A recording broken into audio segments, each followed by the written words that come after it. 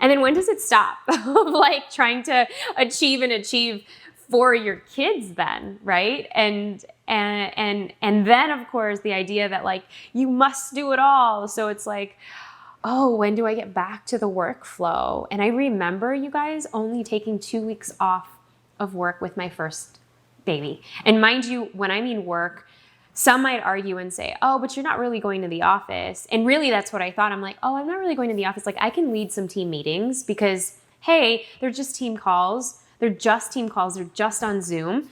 And hey, yeah, I can just add to the WhatsApp chat. It's okay. But it took mental capacity. It took my mental capacity. And even I did some coaching calls at the time. 2 weeks after, you guys, 2 weeks after, it was crazy. And my team was like, Neeta, you are nuts. What are you doing? What in the world are you doing? But it was too painful and it was too scary to rethink the identity that I was losing, the death of this ego, the death of this single woman now becoming this mother. And all I knew was this initial identity of like the go, go, go, warrior woman, Neeta, who only led in her masculine many times. Yes, I have this feminine nature to myself and this feminine aura, but when push came to shove, like that's really what I was known for. And I was known for, handling a bunch of different projects all at the same time. And that gave me a sense of validity, like validation that, okay, this was my project. So that was a really big awakening. The fact that I was going through this completion of one part of my life and really entering this other stage, I really had to ask myself different questions. How did I want to show up for this human? And honestly, even going back to some of the ways that my mom showed up in my life. So my mom, what I remember of her was she was a working woman. She was an accountant. I mean, she was just badass. She was always curious about other ventures. Her and my dad were like, they were also serial entrepreneurs.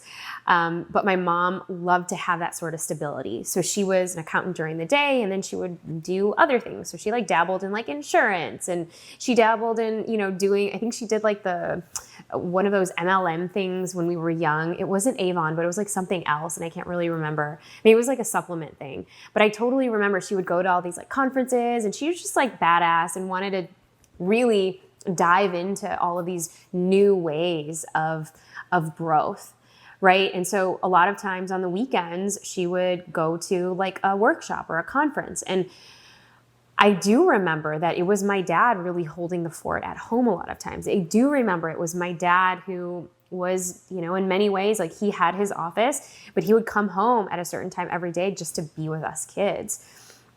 And my mom was the one constantly working and wasn't there. And I appreciate that now growing up because I'm like, wow, she was a badass. She was doing her in all of those ways. And so she would help her friends like paint their houses on the weekends. And when my dad was going through financial troubles, like she took up second and third jobs. Like she was, I remember like, shout out to Venture back in the day, but there was a point where she was like working for part-time at Venture and even Target. Like super back in the day when Target just like was a thing and it was like very new. But I think it was also that ran her to have the cancer because she was overworking and she was so burnt out and she felt like she needed to keep up with the Joneses. We were in all of the things, from like Filipino dance class to Indian, like, Bhangra classes to piano lessons and violin lessons and really and ballet lessons. Like we had our share of activities as children. And I knew she wanted to keep up with that the American dream. And in many ways, I didn't really have that relationship with her. I can only recount on a few hands of the activities we were able to do together. And a lot of it was around performance. A lot of it was around recitals. A lot of it was around me having to do something.